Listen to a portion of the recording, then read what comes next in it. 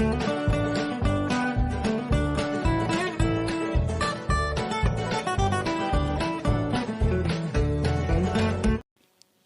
Number 3 जिसका नाम है परंपरागत जल प्रबंधन। इससे पहले हम क्लास 6, 7, 8, 9, 10th के कई चैप्टर्स कर चुके हैं। 6, 7, 8, 9 पूरी बुक कर लिए। अब चैप्टर 3 स्टार्ट कर रहे हैं क्लास 10th का। पृष्ठभूमि यहाँ पे जो बात की गई है, पृष्ठभूमि में जल प्रबंधन जो कला है वो बहुत ही प्राचीन जैन बौद्ध नहरों, तालाबों, बांधों और कुओं इनसे पता लगता था। कौटिल्य के अर्थशास्त्र में भी जल प्रबंधन का जो उल्लेख मिलता है। चंद्रगुप्त मौर्य के जूनागढ़ अभिलेख में सुदर्शन झील के निर्माण का विवरण है, तो ये क्वेश्चन आ सकता है। हिमालय में भी जो नदी से जल का संचयन है वहाँ से भी ये प्रणाली विकसित हुई। उसके बाद राजस्थान में जल जो था वो वर्षा से ही संचित किया जाता था। बाणगंगा की उत्पत्ति अर्जुन के तीर मारने से जोड़ते हैं। वहीं भीम द्वारा जमीन पर पैर मारकर पानी का फव्वारा निकालने की कथा प्रचलित है। राजस्थान में भी लोगों ने पानी के कृत्रिम जो नाड़ी, तालाब, जोहड़ बांध, साग सरोवर इन सब का निर्माण किया है। कुएं का जो मालिक होता था वो एक परिवार होता था, लेकिन जो बावड़ी होती थी वो धार्मिक दृष्टिकोण से बनाई जाती थी। कई सामाजिक ढांचे जुड़े हैं इससे। और जल संरक्षण जो है वो एक बहुत ही महत्वपूर्ण वर्ड हो गया है यहाँ पे। परंपरागत जल प्रबंधन में राजस्थान क्षेत्रफल की दृष्टि से वैसे तो देश का सबसे बड़ा और जनसंख्या की दृष्टि से 8वें नंबर पर है। देश की 5.5% जनसंख्या राजस्थान में निवास करती है, लेकिन जो जल का पूरे देश में जितना भी जल है उसका सिर्फ एकमात्र 1% ही राजस्थान को जल प्राप्त होता है। राजस्थान में परंपरागत जल स्रोत, तो पहला स्रोत यहाँ पे नाम दिया गया है तालाब।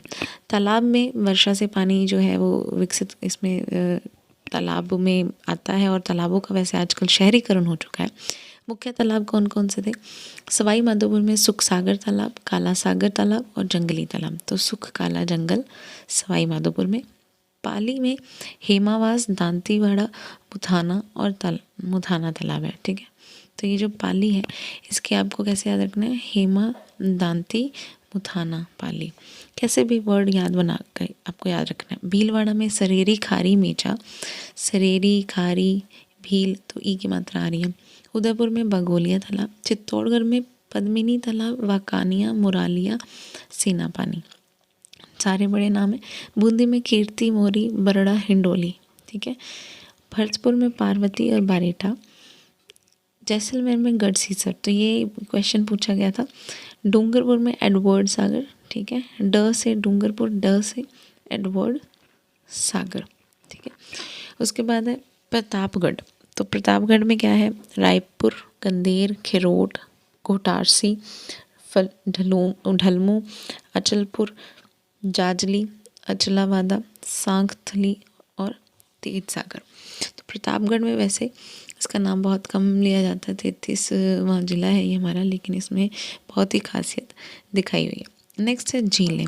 राजस्थान में वैसे जल संरक्षण सर्वाधिक झीलों में ही होता है।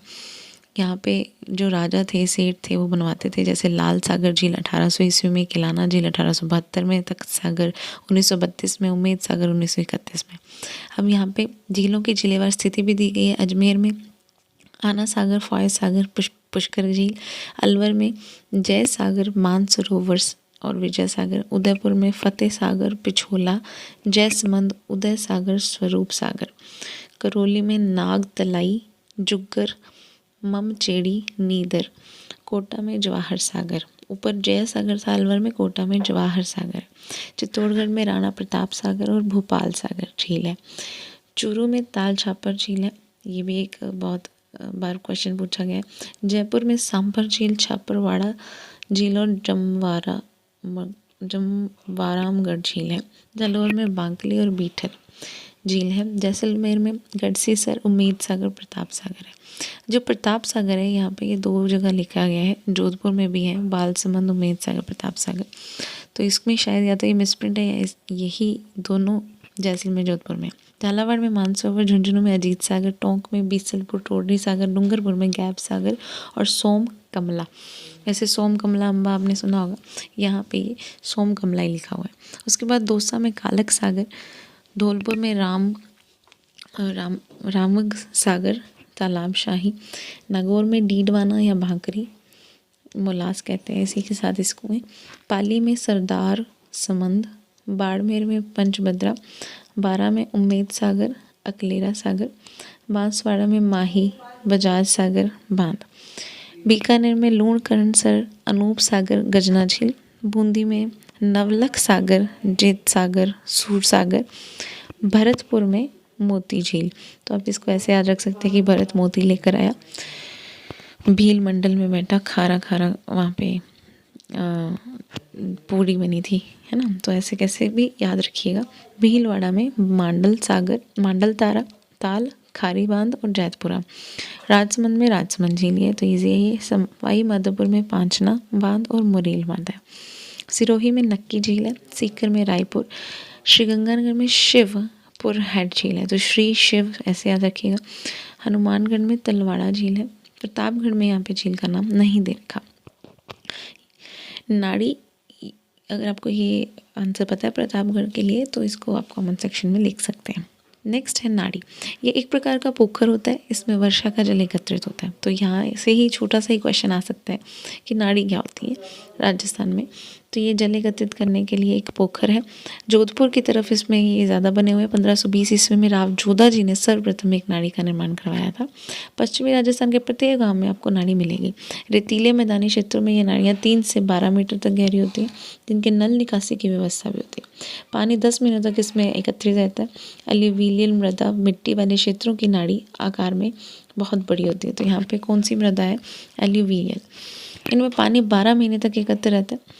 और एक सर्वेक्षण के अनुसार नागौर, बाड़मेर, जैसलमेर में पानी की कुछ आवश्यकता का 38% पानी नाड़ी द्वारा ही पूरा किया जाता है। ठीक है, तो ये होता क्या है, एक भू सतह पर गड्ढा बना होता है जिसमें ये पानी वगैरह इकट्ठा कर देते हैं और बार बार उसमें खुदाई भी करनी पड़ती है क्योंकि इसमें मिट्टी वगैरह गंदी मिट्टी जम जाती है। ठीक है, जिससे इसकी पानी को रखने की क्षमता कम हो जाती है। और छोटी छोटी नालियों की क्षमता बढ़ाने के लिए 2 तरफ से उनको पक्का कर दिया जाता है और नाड़ी बनाने वाले के नाम पर ही इसका नाम रख दिया जाता है। अधिकांश नाड़ियाँ आधुनिक युग में अपना अस्तित्व खोती जा रही और क्योंकि देखो सारी ये जो आधुनिकीकरण के कारण ये सब कुछ बंद हो जाते हैं। पोखर, तालाब, पहले हैंडपम्प्स थे वो भी नहीं है। सो ये सारे जितने भी जल को एकत्रित करने वाले परंपरागत जो साधन थे वो अब नहीं रहे। अब नेक्स्ट है बावड़ी। तो बावड़ी का निर्माण भी प्राचीन काल से होता है। कई बावड़ियाँ वास्तुशास्त्र से बनाई जाती हैं। अप्रजाति पृच्छा ग्रंथ में बावड़ियों के 4 प्रकार बताए गए। अधिकांश बावड़ियाँ मंदिर, किलों, मठ के नज़दीक बनती थी। आभानेरी की जो चांद बावड़ी है, याद रखिएगा, आभानेरी की चांद बावड़ी, ये नाम डायरेक्ट पूछ लेते कि चांद बावड़ी कहाँ की है, तो वही आभानेरी की। और वह कहाँ के लिए? हर्षद माता के मंदिर के साथ ये बनी हुई है। चांद बावड़ी में दोनों और जो बरामदे और स्नान गृह वगैरह है, इसमें पीने का पानी, सिंचाई और स्नान के लिए सब कुछ एकत्रित किया जाता है पानी का। और आवासीय व्यवस्था भी रहती है बावड़ी के साथ ही। मेघदूत में बावड़ी निर्माण का उल्लेख मिलता है। ठीक है, नेक्स्ट है टांका। तो टांका क्या होता है? रेतीले क्षेत्रों में वर्षा का जल संग्रहित करने के लिए एक महत्वपूर्ण प्रणाली मानी जाती है। इसको कुंड भी कहते हैं। और यहाँ सूक्ष्म जो भूमिगत सरोवर होते हैं उसी को टांका का नाम दिया गया। भूजल इसमें लवणीय होता है और यहाँ जल टांके में इकट्ठा कर पीने के काम में लिया जाता है। इसका पानी निर्मल माना जाता है। तश्तरी के टाइप का ये एक टांका की शेप होती है। ठीक है, घर की छत पर, आंगन की ओर या खेत में या टांका किलों में, तलहटी में बनाया जा सकता है, जिसका प्रयोग पूरा गांव करता है। टांके या कुंडी गांव के अमीरों द्वारा धर्म के नाम पर परोपकार हेतु बनवा दिए जाते थे। ठीक है, और एक परिवार विशेष उसकी ही देख रेख करता है। ऐसे ही ऊपर भी आया था ना, तो यही सेम यहाँ पे भी है। आंगन में वर्षा का जल जैसे एकत्रित हो गया तो उसको आगोर या पायतान कह देते हैं, जिसका अर्थ होता है बटोरना। पायतान को साफ रखा जाता है क्योंकि उसी से पानी बहकर जो है वो पीने वगैरह के लिए यूज़ करते हैं। ठीक है, चाहे वो टांका छोटा हो बड़ा हो, ये हमेशा ढक कर रखा जाता है। अब तक ढकने की बात नहीं आई थी। और टांका 40 से 30 फीट तक गहरा होता है। पानी निकलने, ये बात आपको याद रखनी है कि इसके जो तल है उसको राख, बजरी, मोरम से लीप कर रखा जाता है और थोड़ी थोड़ी दूरी पर ही क्या ये टांके या कुड़ियाँ बनाई जाती हैं। उसके बाद है खड़ीन। तो इसका प्रचलन 15वीं शताब्दी से ही है। पालीवाल ब्राह्मणों ने किया था। और कहाँ के ब्राह्मण थे ये? जैसलमेर के। ये क्या करते थे? खड़ीन के निर्माण हेतु राज जमीन, जो राजा था वो ज़मीन देता था और उपज का 1/4 हिस्सा देना पड़ता था। जैसलमेर जिले में लगभग 500 छोटी बड़ी खड़ीनें और 1300 हेक्टेयर ज़मीन इससे सिंचित की जाती है। इराक के लोग भी इसी प्रणाली को आज अपना रहे हैं और ढाल वाली भूमि के जो नीचे ये ज़मीन होती है उस पे ये निर्माण किया जाता है। दो तरफ इसमें क्या होता है, मिट्टी की पाल होती है और तीसरी तरफ पत्थर की पक्की चादर बनाई जाती है। 5 से 7 किलोमीटर तक खड़ीन का क्षेत्र माना गया है। ठीक है, गेहूं की फसल इसी की हेल्प से उगाई जाती है और ये बंजर भूमि को भी कृषि योग्य कर देती है। उसके बाद जहाँ सपोज़ पानी इकट्ठा हो रहा है तो वहाँ खड़ीन का बांध बना देते हैं जिसे खड़ीन बांध कहते हैं। ठीक है, और आवश्यकता अनुसार इससे पानी चाहे पशुओं को खिला दें या कैसे भी उपजाऊ ज़मीन कर लें तो उपयोग में लिया जाता है। तो यही कुछ बात थी। अब नेक्स्ट है टोबा। टोबा क्या होता है, एक पारंपरिक जल प्रबंधन है और ये नाड़ी के समान आकृति वाला होता है। ये नाड़ी से अधिक गहरा होता है लेकिन ठीक है, इसका ढलना जो इसकी ढलान है वो नीचे की। तो टोबा क्या होता है, जिसमें नाड़ी के समान आकृति वाला एक गहरा सा ये कुआं टाइप मान सकते हो आप। और इसमें क्या होता है कि अनावश्यक जो प्राकृतिक घास है वो भी उग जाती है क्योंकि नमी वगैरह बहुत होती है। गांव में जितनी जनसंख्या है उस हिसाब से टोबे बनाए जाते हैं। टोबे का पानी कभी कम ज़्यादा हो सकता है। ठीक है, और टोबा की खुदाई करके पाइथन या आगोर को बढ़ाया जा सकता है। टोबे मतलब 20 परिवार तक इसका यूज़ कर सकते हैं। उसके बाद है झालरा। तो ऊंचे तालाबों और झीलों के रिसाव से पानी जो प्राप्त होता है वो झालरा में जाता है और धार्मिक रिवाज, समूह स्नान आदि में इसका उपयोग किया जाता है। 1660 में जोधपुर का महामंदिर झालरा प्रसिद्ध था। ठीक है, और इसमें वास्तुशिल्प बहुत ही सुंदर किया गया था। कुई या बेरी तो कुई मोटे तौर पर 10 या 12 मीटर तक होती है और इनका मूल लकड़ी के फंटों से ढका रहता है ताकि उसमें कोई गिरे ना। 1987 के भयंकर सूखे के समय जब तालाब भी सूख गए थे तब बेरियों से पानी आ रहा था। ठीक है, खेत के चारों ओर ये कभी ना आपको कहीं देखा होगा लोगों ने कुएं खोद रखे होते हैं या किसी गांव का एक पर्टिकुलर कुआं होता है। अब है कुछ शब्दावली। तो आगोर या पाइथन, जो नाड़ी या तालाब होता है जिसमें मिट्टी को दबाकर आगोर या पाइथन बनाते हैं। टांका वर्षा जल एकत्रित करते हैं। नाड़ी छोटी तलैया जिसमें वर्षा का जल भरते हैं। नेहटा या नेष्टा, तो नाड़ी या तालाब के अतिरिक्त जल की निकासी के लिए साथ नेटा बनाया जाता है और जल निकट से दूसरी नाड़ी तक ये ले जाया जा सकता है। पालर पानी यानी कि नाड़ी या टांके में जमा वर्षा का जल। बावड़ी, वापिका, वापी, वर्क, करकंदू, शकंदू आदि नामों से भी जाना जाता है और शक जाति अपने साथ ये लेकर आई थी।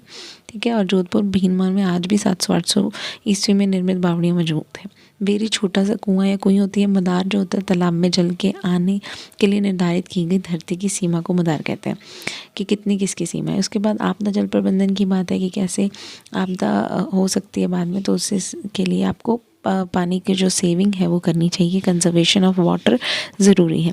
राजस्थान में खड़ीन कुंड के नाम से जाना जाता है, नाड़ी के नाम से। महाराष्ट्र में बंधारा और ताल के नाम से जल के संचयन को जाना जाता है। हिमाचल में कुहल के नाम से।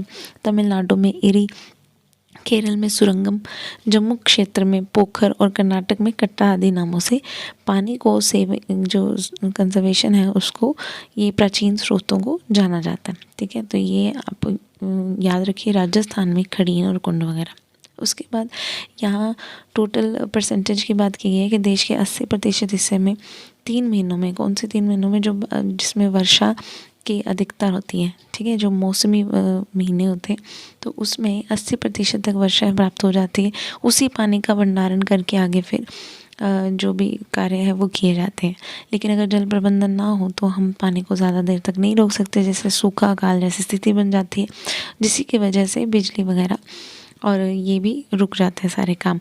तो वो कह रहे हैं कि सरकार जो है जैसे सोलर कनेक्शन या फिर ये बावड़ियाँ को ये सब करके आत्मनिर्भर बन रहे हैं, लेकिन साथ ही साथ अपने आप को कहीं ना कहीं हमने डेवलप करने के चक्कर में जो हमने ये नुकसान किए हैं वो भी इसमें लिखे गए हैं। ठीक है, अब उसके बाद यही बढ़ती आबादी व्यक्तियों को लाभ पहुँचाने के लिए अपनी ज़मीन वगैरह, तो ये सारी प्रोसेस यहाँ पे परंपरागत जल स्रोत का खनन क्यों हो रहा है उसके बारे में बताया गया। लास्ट पैराग्राफ में इन्होंने बताया कि कैसे लोगों ने परंपरागत जल संरक्षण में श्रम धन का योगदान करके हिमाचल और जम्मू कश्मीर में कुहल जैसी पारंपरिक प्रणालियों को आज भी मौजूद रखा है। तो यानी कि अगर हम खुद चाहें तो पानी को सेव भी किया जा सकता है और पानी के प्राचीन स्रोतों को भी। अब है क्वेश्चन अभ्यास वाले, जिसको आपने ट्राई करना है वरना वापस से चैप्टर को रीड करना है, जिसमें परंपरागत स्रोत, काला सागर तालाब, सांबर झील, चांद बावड़ी, खड़ीन का आविष्कार किया गया था, कहाँ पे किया गया था। तो ये सारे क्वेश्चन हमने अभी थोड़ी देर पहले डिस्कस किए हैं। आपने जस्ट क्या करना है, वीडियो 1-2 बार या तो सुन लेनी है, या अगर आपके पास बुक है तो आप उसको खुद रीड कर सकते हैं, क्योंकि चैप्टर जब हम रीड करते हैं तो क्या होता है, कंसंट्रेशन टूट जाती है। लेकिन एक 10-15 मिनट की वीडियो से हमारा एक चैप्टर हो रहा है तो उससे भी बढ़िया क्या बात है। तो प्लीज़ आप बुक खोलिए और साथ साथ वीडियो सुनते रहिए, आपको याद भी होता रहेगा। यहाँ कुछ क्वेश्चंस हैं, इसका आप स्क्रीनशॉट ले सकते हैं।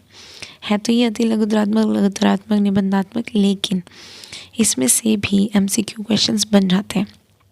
तो आप अगर चाहते हैं कि ऐसी वीडियो आती रहे तो please exam ji channel subscribe कीजिए और अभी अपने व्हाट्सएप ग्रुप्स में शेयर कीजिए, क्योंकि बहुत मेहनत लगती है। थैंक यू सो मच जिस किसी ने भी इसको सब्सक्राइब किया गया है, थैंक यू सो मच।